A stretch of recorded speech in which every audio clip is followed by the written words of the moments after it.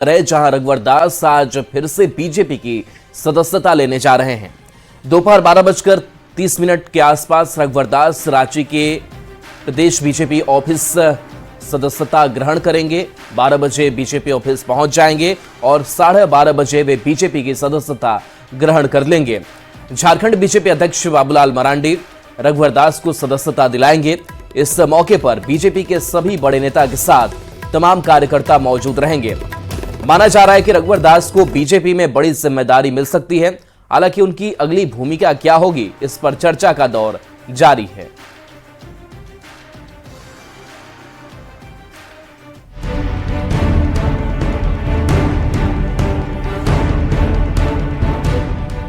रघुवर दास झारखंड की राजनीति का बड़ा चेहरा माने जाते हैं। ओबीसी वोट बैंक पर उनकी पकड़ काफी मजबूत है और आदिवासी बहुल राज्य झारखंड में यही वजह है कि उन्हें बीजेपी ने नया प्रयोग करते हुए मुख्यमंत्री भी बनाया।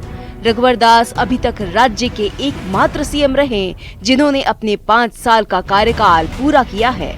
ओडिशा के राज्यपाल पद से इस्तीफा देने के बाद उनके अगले कदम का हर किसी को इंतजार था। रघुवर दास की बीजेपी में आज फिर से वापसी होने जा रही है। रांची के बीजेपी ऑफिस में झारखंड बीजेपी अध्यक्ष बाबूलाल मरांडी उन्हें बीजेपी की सदस्यता दिलाएंगे। इसी के साथ पार्टी में उनकी भूमिका क्या होगी, इस पर भी चर्चा का दौर जारी है। झारखंड में फरवरी महीने में बीजेपी प्रदेश अध्यक्ष का चुनाव होना है और रघुवर दास 2 बार झारखंड बीजेपी अध्यक्ष भी रह चुके हैं। हर जिले में हर नेता और कार्यकर्ता की उन तक पहुंच है। कुशल रणनीतिकार और स्पष्ट वक्ता रघुवर दास की क्या भूमिका होगी, इस पर केंद्रीय नेतृत्व ही फैसला लेगा।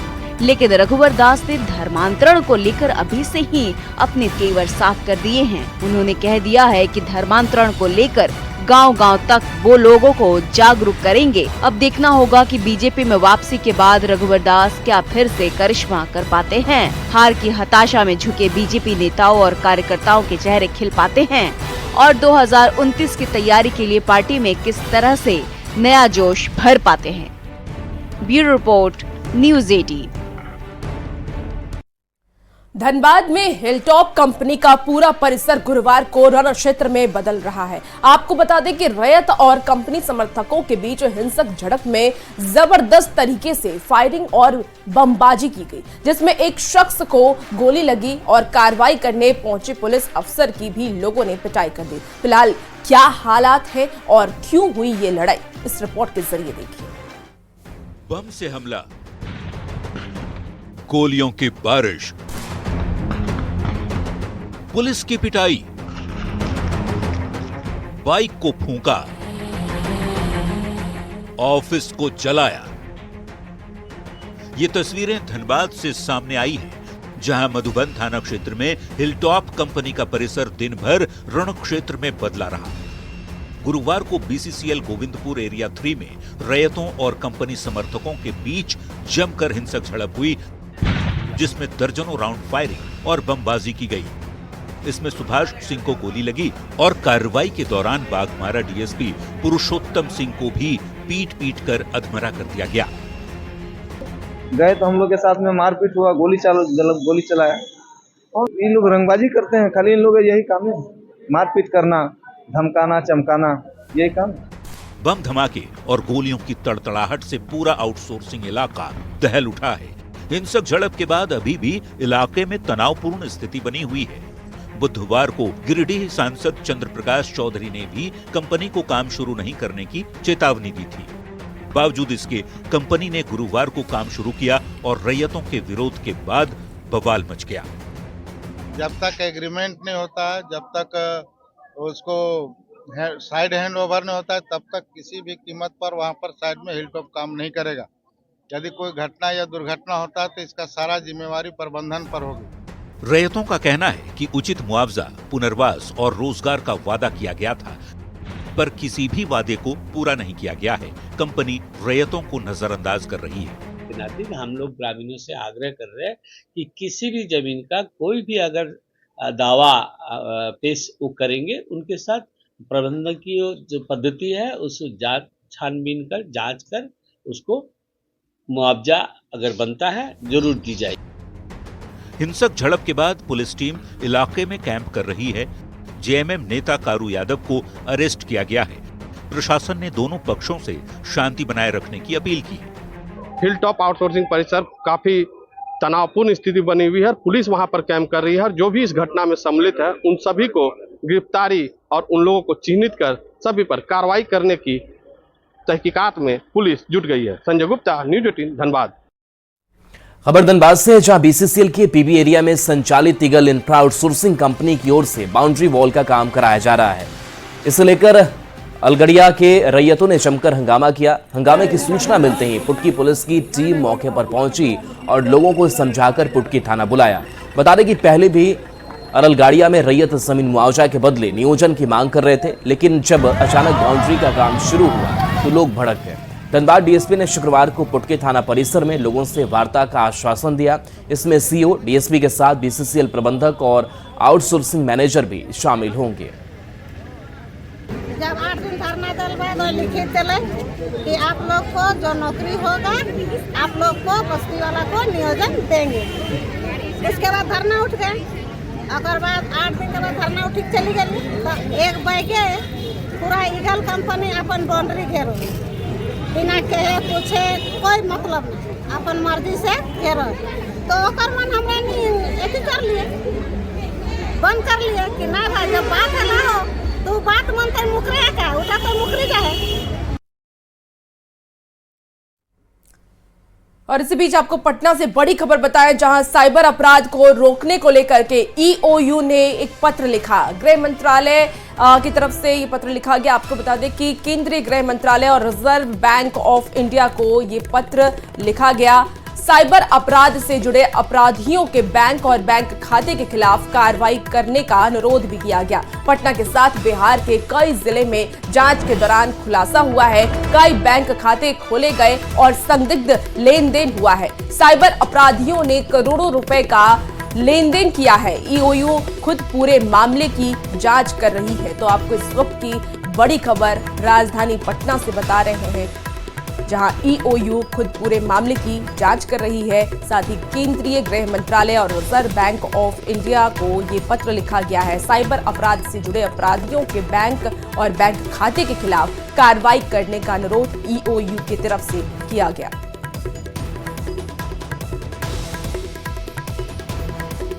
बेगूसराय से बड़ी खबर है, जहां एक अपराधी का वीडियो वायरल हो रहा है, जिसमें वो दोनों हाथों में हथियार लेकर महिलाओं को जान से मारने की धमकी देते देखा जा सकता है। जानकारी के मुताबिक ये वीडियो मुफस्सिल थाना क्षेत्र के पसपूरा वार्ड नंबर 17 का है। बताया जा रहा है कि जमीन का मामला था और युवक कुख्यात अपराधी है जो खुलेआम महिलाओं को धमका रहा था। इसी दौरान किसी ने इसका वीडियो बनाकर सोशल मीडिया पर वायरल कर दिया। वायरल वीडियो सामने आने के बाद पुलिस ने जब जांच पड़ताल की तो वायरल वीडियो मुफस्सिल थाना क्षेत्र के पसपरा निवासी तूफानी सिंह के पुत्र शिवम कुमार के रूप में चिन्हित किया गया है। फिलहाल शिवम कुमार के ऊपर आर्म्स सेक्टर सहित कई धाराओं में मामला दर्ज कर कार्रवाई शुरू कर दी गई है।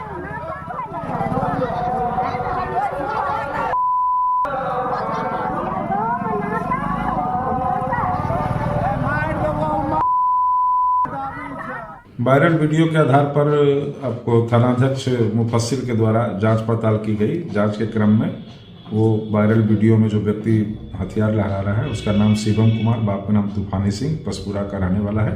उनके विरुद्ध जो है आर्म्स एक्ट और अन्य सुसंगत धाराओं में प्राथमिकी दर्ज कर अनुसंधान प्रारंभ कर दी गई है। और अब खबर मुजफ्फरपुर से है, जहां दहेज के लिए विवाहिता की हत्या कर फरार आरोपी के घर पुलिस बैंड बाजा के साथ पहुंची।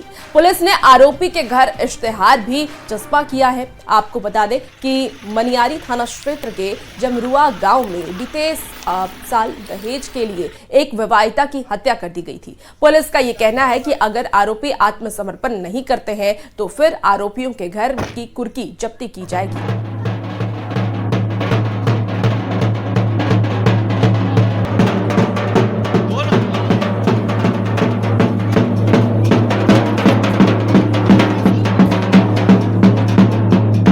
मनियारी थाना कांड संख्या 239-24 जो दहेज हत्या से संबंधित है और ये मनियारी थाना में कांड दर्ज की गई थी।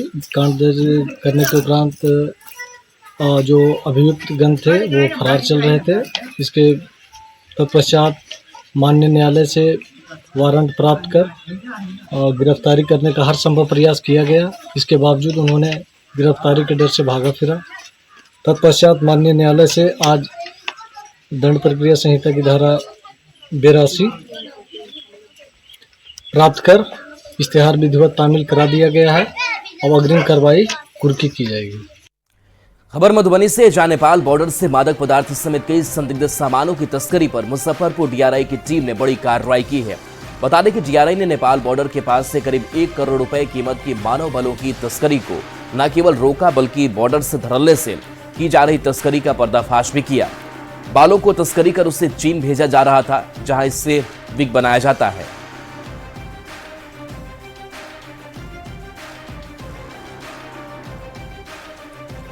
अब खबर गोपालगंज से। गोपालगंज में NH 27 पर भीषण जाम की वजह से एक प्रसूति महिला के नवजात बच्चे की मौत हो गई। घटना सिधवलिया थाना क्षेत्र के बरहिमा टोल प्लाजा की है। बताया जा रहा है कि महिला ने टोल प्लाजा के प्रबंधक समेत कई कर्मियों पर FIR दर्ज कराया है। महिला का आरोप है कि प्रसव पीड़ा होने पर रिश्तेदार गाड़ी से सदर अस्पताल लेकर जा रहे थे। टोल प्लाजा पर जाम लगी थी, जिसके लिए टोल प्लाजा के प्रबंधक और कर्मियों से मदद की गुहार लगाई गई, लेकिन किसी ने प्रसूति महिला की पीड़ा को नहीं समझा। घटना के बाद पुलिस मामले की जांच कर रही है।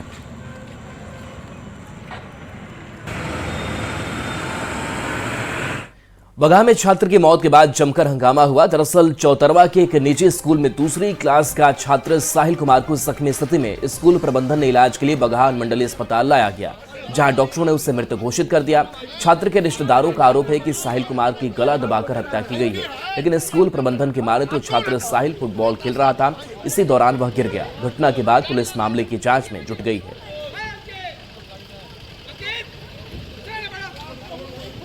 यहाँ आया था तो वो मृत था। हम लोगों ने ECG करने के बाद क्लियर किया है, ब्रॉड डेड था। यहाँ आया था तो बचा हुआ नहीं था, एक्सपायर हो चुका था।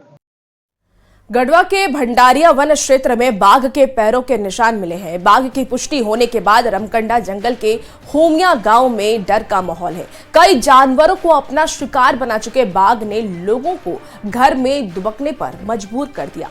ग्राउंड जीरो से न्यूज़ 18 संवाददाता चंदन कश्यप की ये एक्सक्लूसिव रिपोर्ट देखिए।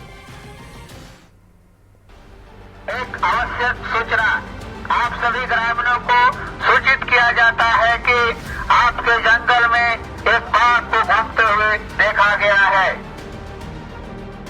ये निशान दहशत के हैं, ये निशान खौफ के हैं, ये निशान बाघ के पंजों के हैं। गढ़वा जिले के भंडरिया वन क्षेत्र के रमकंडा प्रखंड में बाघ की मौजूदगी से होमिया गांव के लोग डरे सहमे हुए हैं।